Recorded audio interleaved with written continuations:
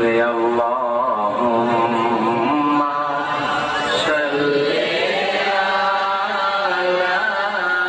মুহাম্মাদ ওয়া আলা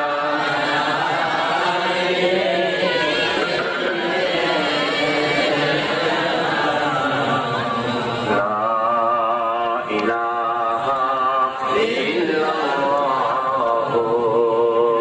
মুহাম্মাদুর রাসূলুল্লাহ সাল্লাল্লাহু আলাইহি।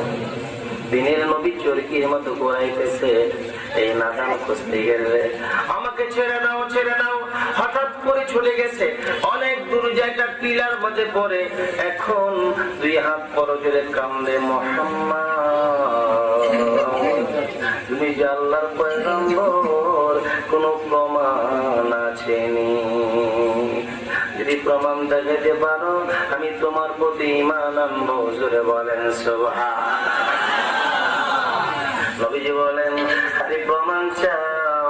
এদিক সেদিক দিনের নবী তাকায়, নজর করে দেখে মধ্য মাঠের মধ্যে বিরাট একটা গাছ দেখা যায়।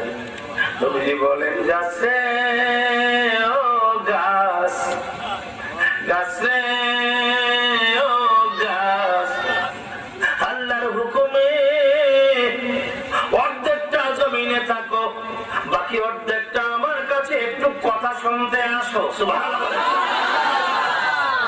ভাইরা, দিনের নবী ডাক্তার দিতে দেরি হয়েছে, ওই গাছ অর্ধেকটা মাটির মধ্যে। নবীজি ওই নাদানটাকে দেখে উপর থেকে অর্ধেকটা গাছ পর্তন হয়ে মাটির সাথে ঝুলে ঝুলে তাজিমের সাথে আমার দিনের নবীর সামনে হাজির হইয়া যায়। বলবেন হুজুর, আমরা তো ডাক দিলে গাছ আসবে দূরের কথা, কতটা কি আল্লাহ দোয়াই তো কবুল করেন না। নবীজির সাথে আমাদের তুলনা হয় না। কিন্তু ভাইরা, আমরা তো আল্লাহর কাছে আগের যুগের আলেমা পীর ফকির ডাক দিলে আরশ কাঁপত, সঙ্গে সঙ্গে খবর পাইতেন। এখন হুজুর কেন আমরা ডাকি এত দোয়া করি আল্লাহ শোনে না? কেমনে শুনবে? যে মুখের ভিতরে হারাম মালের খাবার ঢুকে, এই মুখের চিৎকার আল্লাহ পাকের আসাম আল্লাহ কবুল হয় না। বর্তমানে তো আমাদের মুখগুলি অপবিত্র হয়ে গেছে, চুরির মাল, ঘুষের মাল, হারাম হালাল এগুলির কোনো যাচাই নাই। হারাম মাল যার মুখে ঢুকবে, আল্লাহ বললেও 1000 বার এই ডাকটা আল্লাহর আশ্বাসে পৌঁছে না। আমার ভাইরা, আমার দিকে তাকান।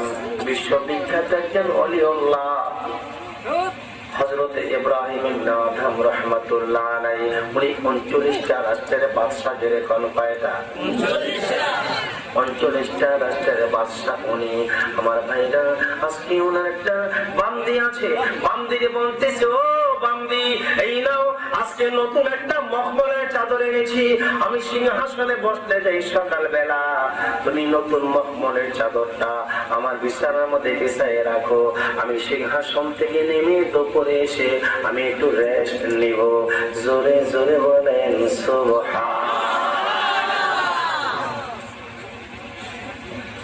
বান্দি বান্দি কাজী নে, নতুন মখমলের চাদরটা আমার বিছানা বিছায় রাখো, আমি ঠিক করে সিংহাসন থেকে নেমে এসে একটু রেস্ট নেব।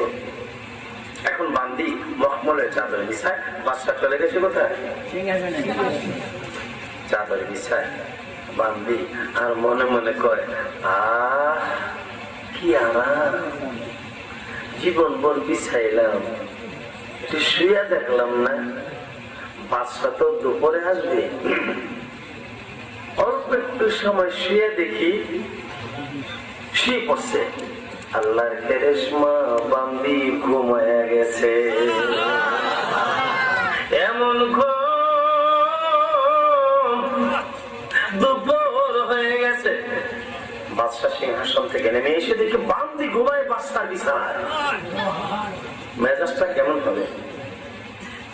কোমর থেকে চামড়ার বের করে শুরু করছে পিটানি। পিটাইতে বান্দির গায়ের চামড়া গুলি চিরচির করে ছেড়ে যাচ্ছে,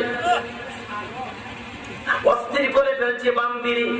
হঠাৎ করে বাদশা নজর করে দেখে, আরে পৃথিবীর নিয়ম হলো মানুষকে মারলে মানুষ কাঁদে, আর আমার বান্দিরে আমি পিটাই যত বেশি বান্দি হাসে তত বেশি। ঘটনা কি? এখানে বন্ধ। ও বান্দি, আমি যে মারি ব্যথা পাও না? হুজুর দেখেন না গায়ের চামড়া গলে নাই, কলিজাটা আমার ছিঁড়ে গেছে বেদনায়, তাইলে তুমি কেন হাসো? মারলে তো মানুষ কাঁদে। বাদশা গো, আপনি যে মারেন একটা কথা আমার মনে পড়ে গেছে, এই জন্য আমি কাঁদি না, আমি হাসি। বাদশা বলে, তোমাকে বলতে হবে কি কথা তোমার মনে পড়ে গেছে? বাদশা কয়, ও বান্দি কয়, ও বাদশা, একটা কথা আমার মনে পড়েছে, এই জন্য আমি হাসি। সেই কথাটা হলো, বাদশা অল্প সময় আমি মখমলের চাদরে ঘুমাইছি। কতটুকু সময়? অল্প সময়। আমি অল্প একটু সময় মখমলের চাদরে ঘুমানোর কারণে আমার কপালে এত ফিদানি। আমার মনে পড়েছে আপনি যে যুগ যুগ ঘুমাইলেন মখমলে গো বাদশা, আপনার কপালে জানি কত। কথা বলেন না কেন? আমি অল্প একটু সময় ও বাদশা মখমলের চাদরে ঘুমানোর কারণে আমার কপালে এত ফিদানি গো বাদশা, আপনি যে যুগ যুগ ঘুমাইলেন আপনার কপালে জানি কত ফিদানি। বাদশা লাঠিটা ছুঁড়ে মারলো আর একটা ডাক দিল, আল্লাহ গো,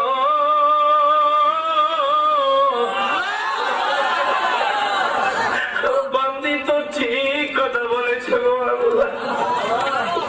কিতাবে লিখে বান্দির কথার সাথে সাথে ইব্রাহিম ইবনে আদহাম রাহমাতুল্লাহ আলাইহি উনি প্রথম সারির ওলিউল্লাহ হয়ে গিয়েছে। রাত হয়ে গেছে, বেগম মখমলের বিছানায় শুয়ে আছে, ডাকে স্বামী এসো না, তাড়াতাড়ি রাত হয়ে গেছে। বাবুই বেগম তো জানে না আসল ঘটনা। আমার ভাইরা বাদশা বলে, তুমি এসো, আমি পরে আসবো। বাদশা ইব্রাহিম আদহাম 39টা রাষ্ট্র যার অধীনে চলছে, এত বড় প্রতাপশালী বাদশা, উনি সপ্তম তারাই শুধু এদিক সেদিক ঘুরে ঘুমাসেনা বান্দি কি কথাটা বললো। হঠাৎ করে বাদশা শুনতে পায় বালাখানার ছাদের উপরে কে জানি খরম পায়ে দিয়ে হাঁটতেছে। বাদশা বলে, তুমি কি? আরে প্রহরীদের চোখে ধুলা মেরে আমার ছাদের উপরে এসে কে তুমি খরম পায়ে হাঁটছো? ওই খরমওয়ালা কয়ে, বাদশা গো, আমার একটা ওট হারানো গিয়েছে, ওটটা তালাশ করার জন্য আপনার বালাখানার ছাদের মধ্যে আসলাম। বাদশা কয়ে, তুমি বোকা নাকি? ওট হারাইছো, জঙ্গলে যাও বেটা, হারানো কি ছাদে পাওয়া যাবে? সতর্গমকার তাই তু তার প্রিয়া সতর জুই কোনি বড় ফাঁসের সাহা। জঙ্গলে যাও, সাথে কি হারানো পাওয়া যাবে? খরমলা কয়, আগার বরবাম নয়া বম্মান সতর আ তোর কাসরে নয়া বিহাম। খরমলা কয়, বাদশা গো, বাদশা, হারানোর যদি আমি ছাদে তালাশ করে না পাই, তুমি তোমার হারানো মাওলা মখমলে ঘুমায়া পাওয়া না। বাদশা কয়, কে আপনি? দাঁড়ান দাঁড়ান, আসতেছি, আমি সিঁড়ি লাগাই দিছি। ইয়া দেখে নাই না। সকালবেলা সিংহাসনে বসা যে বাদশা, প্রধান উজির কত রিকোয়েস্ট করে, বাদশা কথা বলে না। দিনটা এমনি চললো। উজির আজম বলছে, মন্ত্রী পরিষদ বাদশার যে কি হয়েছে কথা বলে না। সন্ধ্যা আগে রাজপ্রাসাদ প্রাসাদের সামনে বিকাল বেলা চার টেবিল দেব, চার চক্র হবে, আনন্দের কথাবার্তা বলবো। বাদশার মনে একটু ফুর্তি আসে, বাদশাহ সহ বসে আছে। এমন সময় দেখে একটা বৃদ্ধ লোক একটা লাঠি হাতে বর করে টুক টুক করে বাদশাহ ইব্রাহিম আদমের সামনে এসে কয়, আসসালামু আলাইকুম। উনি বলেন, ওয়ালাইকুম আসসালাম। বাদশাহ, আমি বহু দূর থেকে এসেছি, আমি একটা বৃদ্ধ মানুষ, সন্ধ্যা হয়ে গেছে, আজকে রাতে আপনার এই পালাখানায়, আপনার এই মুসাফির খানায় একটু ঘুমাইতে চাই। বাদশাকে ঝামেলা আর একটা হাজির হয়েছে। তুমি কি চেনো না আমাকে?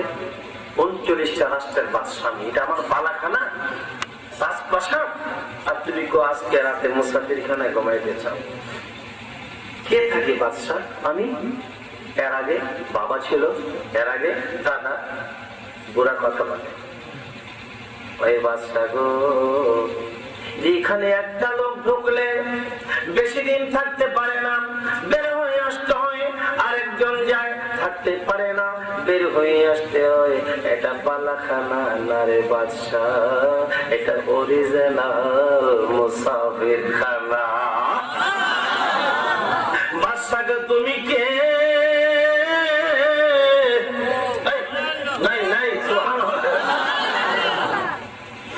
বাদশার ভিতরে তুফান আরম্ভ হয়ে গেল। চাবিগুলি এক জায়গায় জমায়, উজিরে আজম, আমি 39টা রাজত্ব চাই না, চাবিগুলি নে, আমি এমন রাজত্বের জন্য করেছে।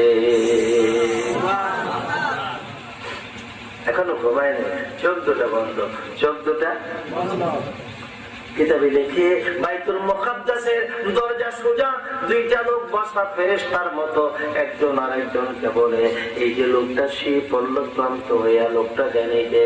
সাথে লোকটা বলে, উনি বর্তমান জমানার প্রথম সারির ওলিউল্লাহ। ওই দুইজনে কথা কয়, লোকটার নাম কি? লোকটা 39টা রাষ্ট্রের বাদশাহী ছেড়ে দিয়ে ইবাদতের পাগল হয়ে ওনার চলে আসছে, ওনার নাম ইব্রাহিম ইবনে আদম। এক বলি আরেক বলির খবর জানেনি? কথা বলেন, জানেনি? আপনাদের জানা আছে, আমার যখন দাড়ি মোছট নাই, তখন থেকে আল্লাহ মেহেরবানি করে আমাকে নিয়ে যান সোনার মক্কা মদিনা। আমার নানা যিনি সোনা কামদার জমিনে শোয়া, আর আমার আব্বা পীর ফাতেহাবাদ দরবার শরীফে যিনি শোয়া, বাড়ি কিনেছেন।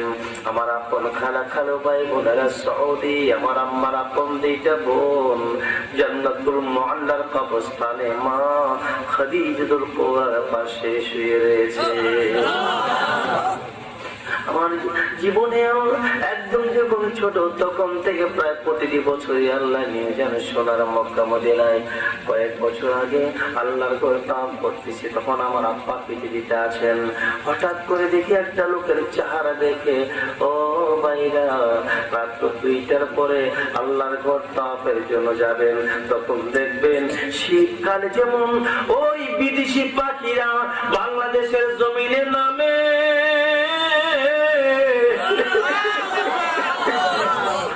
রাত 2টার পরে আল্লাহর গাউস কুতুবেরা আল্লাহর ঘরের কাছে নামে।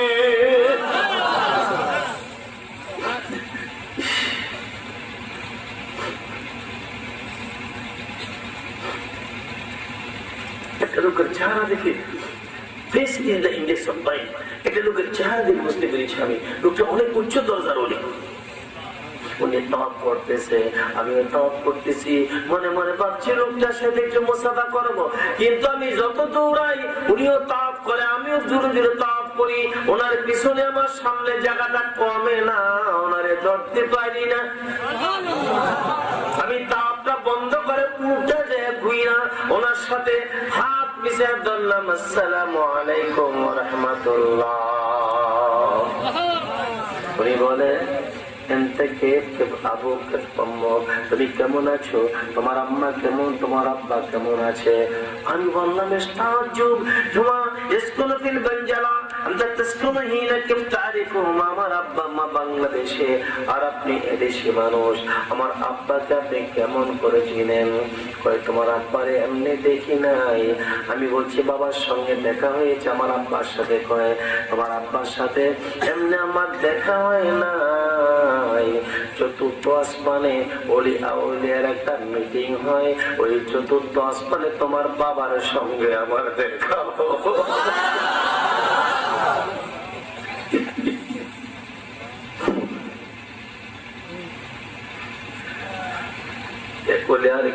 খবর জানে ইব্রাহিম ইবনে আদম তো সেই কথাগুলি শুনতেছে 39টা রাষ্ট্রের বাদশাহী ছেড়ে দিয়ে উনি চলে এসেছেন আল্লাহর ইবাদত করার জন্য আল্লাহর সাথে সম্পর্ক ভাই আবার কয় শোনেন এই লোকটার কথা শুনলেন মুস্তাফার ওলিউল্লাহ তবে একটা দুঃখের খবর আছে 1 বছর সময় লাগায়া মক্কা শরীফ থেকে উনি বাইতুল মুকাদ্দাসে আসছেন কিন্তু 1 বছর পর্যন্ত ওনার ইবাদত আল্লাহর দরবারে কবুল হয় না ইব্রাহিম ইবনে আদম ওনার কসম খারিয়ে গেছে উনি বলে কি জন্য কবুল হয় না ইব্রাহিম ইবনে আদম সেই শুনতেছে ওরা জনের কথা কয়ে উনি এই বাইতুল মুকাদ্দাস আসার জন্য খেজুর কিনে টাকা দেওয়ার জন্য খেজুরের ব্যাগটা দোকানদারে খেজুরের উপর রেখেছিল টাকা দেওয়ার পরে ব্যাগটা নিয়ে রওনা করেছে দোকানদার একটা খেজুর বেচে দিয়ে লেগে আছিল এটা উনি জানা ছিল না এই দোকানদার খেজুরটা উনি খেয়ে ফেলেছে অন্যের মাল এটা আরেকজনের মাল এটা ওনার কিনা না এটা হারাম যেরকম কি এটা হারাম এই হারাম মালটা কেন খেয়েছে এই জন্য 1 বছর পর্যন্ত আমার মাওলা ওনার ডাক মঞ্জুর করে না এই কথা যখন ইব্রাহিম ইবনে আদম শুনেছে কি ঘুমাইল উনি লাভ দিয়া আবার মক্কা শরীফের দিকে রওনা আল্লাহ গো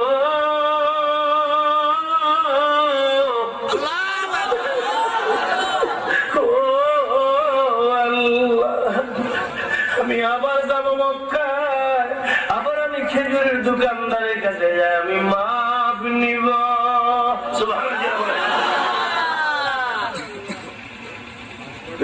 কত কান্দি শোনে না কেমনে শুনবে মুখের ভিতরে কি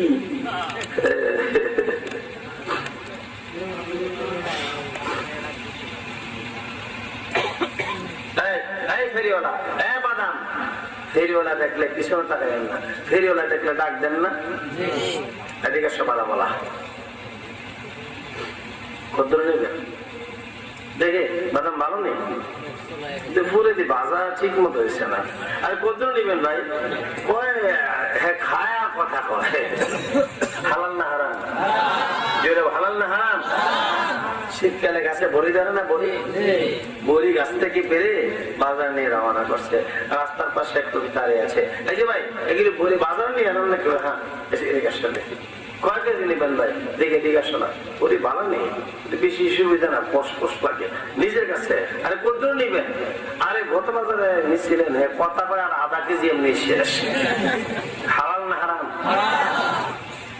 গাড়ি থামছে বাস স্টেশনে দেখে একটা হোটেল দেখা যায় প্যাসেঞ্জার গাড়ি থেকে নেমে এই হোটেলের টেবিলে পানির জগ আছে জগ থেকে গ্লাসটা ভর্তি করে পানিটা গাপ করে খেয়ে গাড়িতে চলে গেছে ম্যানেজারের পারমিশন নিল না মিস্টারকে জিজ্ঞেস করলো না ভাই আমার বড় পিপাসা একটু পানি কি খাইতে পারি একটু হুকুমও নিল না হালাল না হারাম আমার ভাইয়েরা এই আমার বন্ধুরা ইবাদতের সাথে বড় হুঁশিয়ার হারাম মাল যার ভিতরে যাবে এই গোশত কোনোদিন আল্লাহর জান্নাতে যাবে না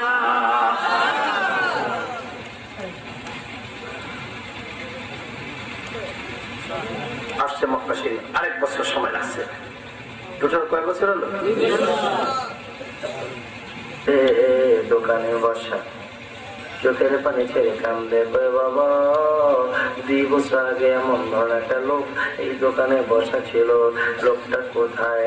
কান্দে আর জিজ্ঞাসা করে, যখন বলছে 2 বছর আগে এমন ধরনের একটা লোক দোকানে বসা ছিল, লোকটা কই? এখন দেখে ছেলেটা অছোটদারে কান্দতে শুরু করেছে। ইব্রাহিম ইবনে আদম বলে, ও ছেলে, আমি কান্দি আমার বেদনায়, তোমার কি হলো? কই হুজুর, যেই লোকটা আপনি তালাশ করেন উনি আমার বাপ, আমার আব্বা দুনিয়ায় নাই। কে গো আপনি? আমার বাবারে তালাশ করেন। কি জন্যে? কয় বাবা 2 বছর আগে তোমাদের দোকান থেকে খেজুর কিনতে আসছিলাম, একটা খেজুর ব্যাগের নিচে লেগে আসলো, আমি ভুলক্রমে খেয়ে ফেলছি রে বাপ, এই জন্য আমার আল্লাহ বন্দেগী কবুল করে না। আমি আবার আসছি, আমার খেজুরের মাপ দাও। কই হুজুর, আব্বা থাকতে একটা খেজুরের মালিক ছিলেন একজন, এখন আমার বাবা নাই, এই একটা খেজুরের মালিক আমরা 6 জন। আমি পারবো না, আমি পুরা খেজুরের মাপ দিতে পারবো না। হুজুর গো, যতই বলেন আপনি, আমি 5-6 ভাগের 1 ভাগের মালিক আমি, আপনি যখন কান্দেন আমি 1টা ভাগের মাপ দিতে পারবো, বাকি 5 ভাগের মালিক আমি না, ওইগুলি আমি মাপ দিতে পারবো না। কান্দেন গো, ও আল্লাহু আকবার, জোরে জোরে।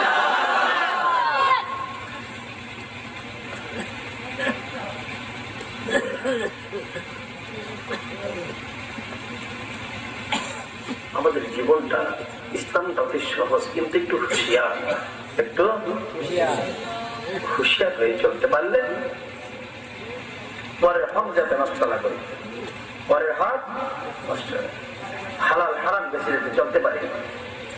আল্লাহ বলে, ওয়ামা খালাকতুল জিন্না ওয়াল ইনসা ইল্লা লিয়াবুদুন